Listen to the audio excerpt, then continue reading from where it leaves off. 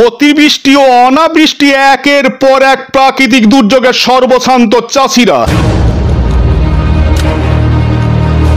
আবার নতুন করে বাঁচার জন্য আলুর মরশুমে চড়া দামের সার কিনতে হচ্ছে সেই ভুক্তভোগী চাষিদের।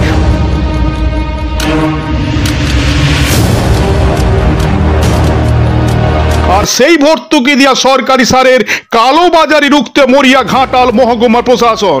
জানা যায়, গতকাল পশ্চিম মেদিনীপুর জেলার চন্দ্রকোনা রাসায়নিক সার ও আলু বীজের কালোবাজারি রুখতে চন্দ্রকোনা টাউনের সার বিক্রয় কেন্দ্রগুলি পরিদর্শন করলেন ঘাটাল মহকুমা শাসক সম্মানীয় সুমন বিশ্বাস মহাশয় সহ কৃষি আধিকারিকগণ। আপনারা দেখতে পাচ্ছেন সেই ছবি।